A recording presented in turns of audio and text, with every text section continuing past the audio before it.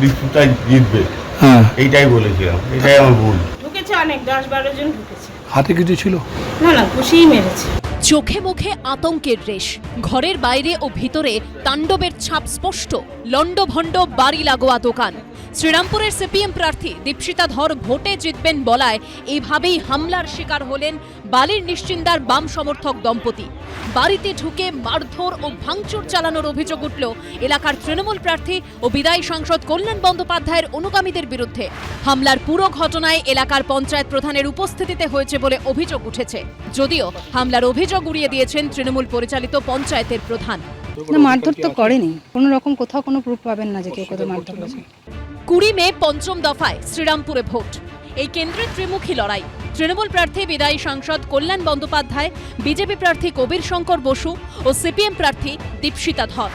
শ্রীরামপুরে ভোটের 16 দিন আগে এলাকায় আতঙ্কের পরিবেশ তৈরি করার অভিযোগ উঠল তৃণমূল কর্মী সমর্থকদের বিরুদ্ধে।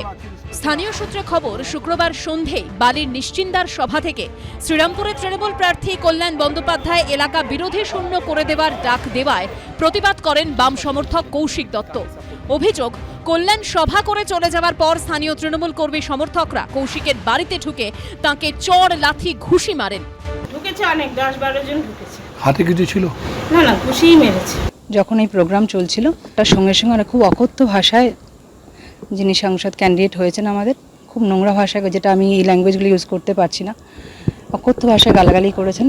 তো সেই মুহূর্তে একটা প্রোগ্রাম চলছে বলে কোথাও কিছু কোনো রকম ঝামেলা যাতে না হয়, কারণ যেটা করছে সেটা অন্যায় উনি করছিলেন, কোনো রকম ঝামেলা যাতে না হয় সেটাই আমি দেখে গেছি, এর বাইরে কিছু হয়নি। অভিযুক্তদের গ্রেপ্তার না করা হলে আন্দোলনে নামার হুঁশিয়ারি দিয়েছেন শ্রীরামপুর কেন্দ্রের সিপিএম প্রার্থী।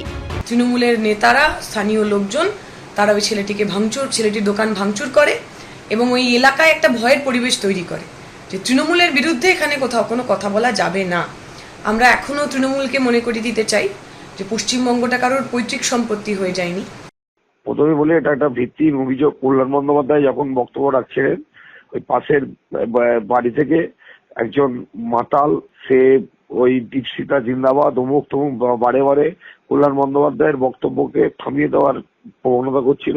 কল্যাণ বন্দ্যোপাধ্যায় বক্তব্য রেখে চলে যাওয়ার পরে কিছু কর্মী ওদেরকে বলে যে এরকম তুমি করলে কেন, এইটুকুনি হয়েছে, এর বাইরে কিচ্ছু হয়নি। এদিকে শনিবার দুপুরে আক্রান্তের বাড়িতে গিয়ে তাঁকে নতুন টেবিল চেয়ার কিনে দেন শ্রীরামপুরের সিপিএম প্রার্থী। আক্রান্ত পরিবারের পাশে থাকার আশ্বাস দিয়েছেন বিজেপি প্রার্থী কবির শঙ্কর বসুও। ভাস্কর ঘোষ ও সুনীত হালদারের রিপোর্ট, এবিপি আনন্দ, হাওড়া।